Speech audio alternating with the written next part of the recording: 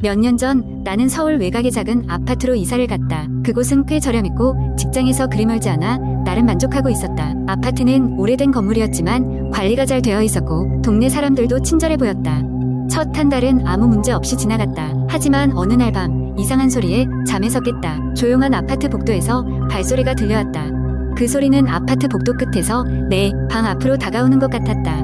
하지만 문틈으로 내다보니 복도에는 아무도 없었다. 나는 잠결에 헛것을 들었나 보다 하고 다시 잠에 들었다. 며칠 후 또다시 밤에 깨어났다. 이번에는 발소리와 함께 낮은 속삭임 소리가 들려왔다. 무슨 말을 하는지는 모르겠지만 분명 사람의 목소리였다. 겁에 질려서 이불을 뒤집어 쓰고 아침이 올 때까지 꼼짝도 하지 않았다. 점점 시간이 지나면서 그 발소리와 속삭임은 더 자주 들려왔다. 그리고 나뿐만 아니라 다른 이웃들도 비슷한 경험을 하고 있음을 알게 되었다. 많은 사람들은 밤마다 이상한 소리를 듣고 불면증에 시달리고 있었다. 그 이야기가 퍼지자 많은 사람들이 그 발소리의 주인을 찾아 나섰다. 어느 날 밤 나는 더 이상 참을 수 없어 무슨 일이 일어나고 있는지 확인하기로 했다. 녹음기를 켜고 복도에 설치한 후 방으로 돌아와 몰래 문틈으로 바깥을 관찰했다. 얼마 지나지 않아 발소리가 들려왔고 곧 복도를 따라 올라오는 흐릿한 그림자가 보였다.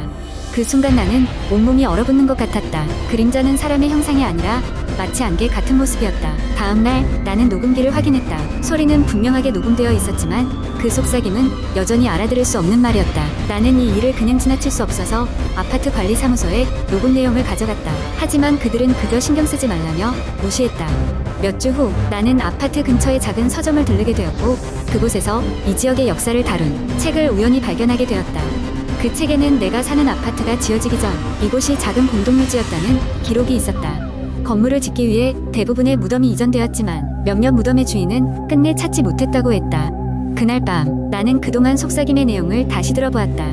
그리고 어떤 단어가 영어로 돌아가다라는 말과 비슷하다는 것을 깨달았다. 나는 그 후로 몇 달을 더 그곳에서 살았지만 소리는 사라지지 않았다. 결국 나는 이사를 가기로 결심했고 그 이후로도 그 아파트에 관한 소문은 계속해서 들려왔다. 지금도 여전히 사람들이 그곳에서 이상한 소리를 듣는다는 이야기를 전해 듣는다.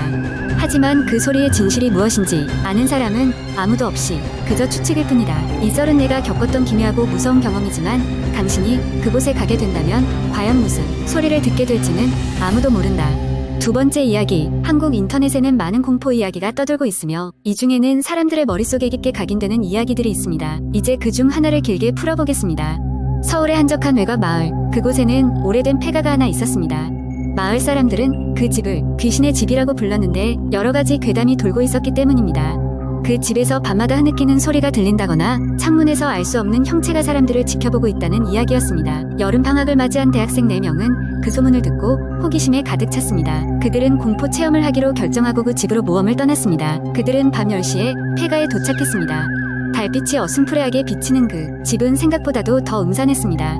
대문을 열고 들어가자마자 그들은 이유 모를 한기가 등골을 타고 흐르는 것을 느꼈습니다. 집안은 몇십 년 동안 사람의 손길이 닿지 않아 먼지가 수북했고 거미줄이 사방에 널려 있었습니다. 그러나 그들은 겁내지 않았습니다. 오히려 그곳에서 재미있는 것을 찾아보자며 집안을 하나씩 둘러보았습니다. 그들이 거실을 지나 오래된 계단을 올라 2층으로 올라갔을 때였습니다. 갑자기 뒤에서 쿵 소리가 들렸습니다. 모두가 동시에 뒤를 돌아봤지만 아무것도 보이지 않았습니다.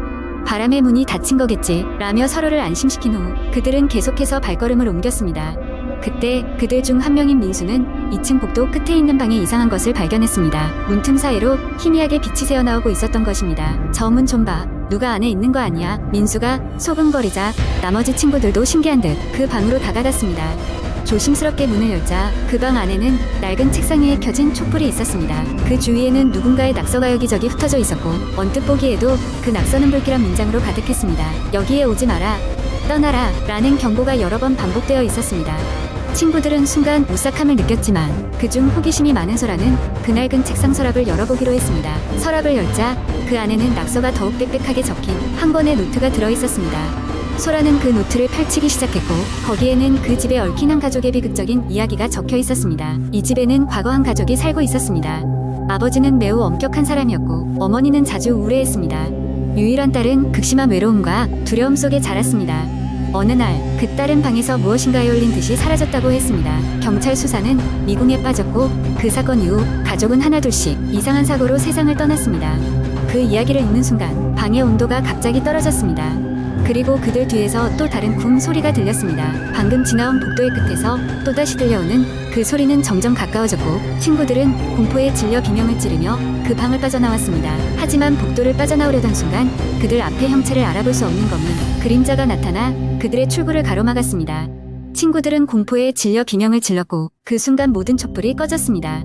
칠흑 같은 어둠 속에서 그들은 아무것도 할 수 없었습니다. 사방에서 누군가의 속삭이는 소리가 들렸고 그들은 결국 밖으로 나가는 데 성공했지만 그 경험은 쉽게 잊히지 않았습니다. 그 후 그 네 명은 다시는 귀신의 집에 가본 적이 없으며 그 집은 여전히 그곳에 있습니다. 밤이 되면 그 집은 여전히 누군가의 영혼을 불러들이는 곳으로 남아 있습니다. 이런 이야기들은 사람들에게 등골이 오싹해지는 경험을 제공합니다. 일상에 볼 수 없는 미지의 공포감이 때때로 이렇게 오래된 폐가를 배경으로 투영되곤 합니다. 세 번째 이야기. 인터넷에는 수많은 공포 이야기가 떠돌아다니며 그 중에서도 특히 한국에서 인기를 끌었던 이야기가 있습니다. 이 이야기는 밤의 정류장이라는 제목으로 많은 사람들에게 전해졌습니다. 이야기는 대학생이었던 주인공 수연의 경험담으로 시작됩니다. 시험을 막 끝낸 수연은 친구들과 술을 한잔한 뒤 밤늦게야 집으로 돌아가게 되었습니다. 그녀의 집은 도심에서 꽤 떨어진 외곽에 있었고 밤이 되면 인적이 드문 곳이었죠. 특히 그녀가 가끔 이용하던 버스 정류장은 더더욱 외진 곳에 위치하고 있었습니다. 그날도 어김없이 마지막 버스를 타기 위해 그 정류장에서 기다리고 있었습니다. 시계는 이미 새벽 1시를 넘어서고 있었고 거리는 한산했습니다. 주변의 가로등도 몇 개는 나간 것인지 제대로 작동하지 않아 어둠이 짙게 깔려 있었습니다. 수연은 조금 무섭다는 생각이 들었지만 곧 버스가 올 것이라는 믿음의 그 자리를 지켰습니다. 몇 분이 지났을까 멀리서 버스가 다가오는 소리가 들렸습니다. 수연은 안도의 한숨을 쉬며 자리에서 일어섰죠. 그런데 버스가 가까워질수록 이상한 기분이 들기 시작했습니다. 버스가 멈춰섰을 때 차창 너머로 비친 운전사는 이상하게도 고개를 푹 숙이고 있었고 어두운 조명 아래 그의 얼굴은 잘 보이지 않았습니다. 수연은 잠시 망설였으나 아쉬운 마음에 버스에 탑승했습니다. 버스 안에는 다른 승객이 한 명도 없었습니다. 출발하면서 운전사는 여전히 말을 하지 않았고 수연은 뭔가 섬뜩함을 느꼈습니다. 그녀는 그냥 집에 도착하기만을 바랐습니다. 얼마 지나지 않아 버스는 이상한 방향으로 가기 시작했습니다. 평소라면 지나가지 않을 골목으로 계속 들어가는 것이었습니다. 수연은 뭔가 잘못됐음을 직감하고 용기를 내 운전사에게 말을 걸었습니다. 저기요, 길이 틀린 것 같은데요. 그러자 운전사는 답하지 않았고 점점 더 깊은 어둠 속으로 버스는 이동했습니다. 겁에 질린 수연은 핸드폰을 꺼내 경찰에 전화를 걸기로 했으나 이상하게도 신호는 잡히지 않았습니다. 그녀의 마음은 점점 불안에 휩싸였고 문득 정류장에 있던 그 기분 나쁜 시선이 떠올랐습니다. 누군가가 날 보고 있었던 걸까? 그때 버스는 갑자기 멈춰섰고 운전사는 조용히 자리에서 일어났습니다. 그는 수연을 향해 천천히 다가오기 시작했고 그제야 수연은 그의 얼굴을 볼 수 있었습니다. 그러나 불행히도 그 얼굴은 사람이 아닌 무언가의 형상을 하고 있었고 눈자리에서는 붉은 빛이 번뜩였습니다. 수연은 비명에 가까운 소리가 목에서 터져나왔고 황급히 버스의 문 쪽으로 달려갔습니다. 다행히 문은 손쉽게 열렸고 그녀는 어둠 속으로 탈출할 수 있었습니다.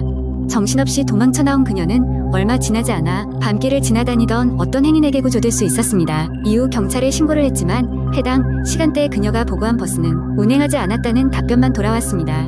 그녀가 타고 있었던 시간에 버스는 이미 종점에 도착하여 주차된 상태였다는 것입니다.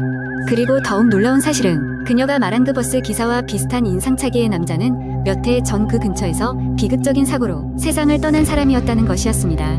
그날의 기억이 고통스러웠지만 수연은 그 후로 절대 한밤중에 마지막 버스를 타지 않게 되었습니다. 이 이야기는 수많은 사람들에게 회자되었고 사람들은 밤이 깊어질수록 정류장에 서 있는 것이 얼마나 위험한 일인지를 다시금 경계하게 되었습니다. 밤의 정류장은 그렇게 인터넷을 통해 그리고 사람들을 통해 영원히 남게 되었습니다.